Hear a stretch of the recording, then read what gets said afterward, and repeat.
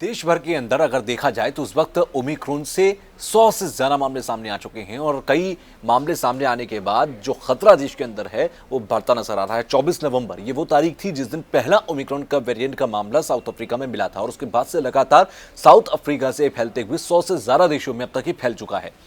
इसके डर की वजह से ब्रिटेन कांप रहा है, फ्रांस अभी दहशत में है, नीदरलैंड के अंदर पाबंदियां सख्त तौर पर लगा दी गई हैं। इसके अलावा जर्मनी ने ब्रिटेन के लिए अपने दरवाजे बंद कर दिए हैं और भारत भी कड़े फैसले लेने जा रहा है।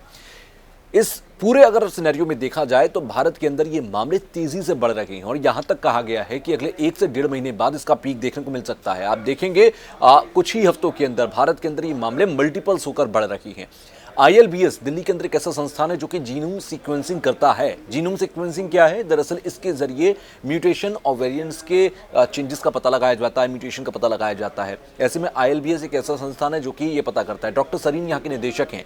डॉक्टर सरीन से जब बातचीत हुई तो उन्होंने ये कहा है कि ये जनवरी का जो आखिरी हफ्ता या फिर लास्ट के जो 2 हफ्ते होंगे, आप ये मानकर चलिए कि इसमें कई गुना ये मामले बढ़ सकते हैं। और अगर पाबंदियां तेजी से नहीं लगाई गई और यहाँ पर नहीं रोका गया, क्योंकि हर सेकंड अगर आप पाबंदी नहीं लगा रही हैं तो ये मानकर चलिए कि आप उसके खतरे को और ज़्यादा बढ़ा रही हैं। 7 गुना, उनका अंदाज़ा ये है कि 5 से 7 गुना तेजी से ये डेल्टा वेरिएंट से ज़्यादा तेजी से फैल रहा है। यानी कि डेल्टा वेरिएंट अगर एक व्यक्ति 4 लोगों को फैलाता था तो ये मानकर चलिए 20 से 30 लोगों को फैलाता है। तो आप अंदाज़ा लगाइए कि कुछ ही समय के अंदर, यानी अगले 1 महीने तक अगर इसी तेज़ी से ये बढ़ता रहा तो अगले 1 महीने में कितने गुना ये मामले भारत के अंदर पैदा कर सकता है। हालांकि अभी तक ये वेरिएंट माइल्ड एसिम्प्टोमेटिक ज़्यादा दिखाई दे रहा है, लेकिन कुछ देशों के अंदर इससे मौतें हुई हैं।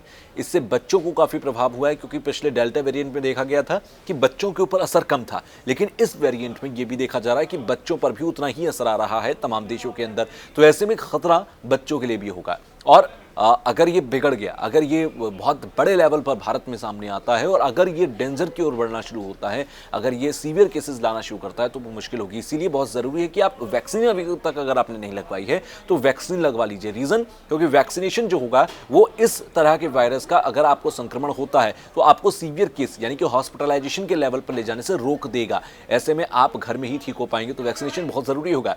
बचकर रहिए, सावधान रहिए, सतर्क रहिए, सुरक्षित रहिए।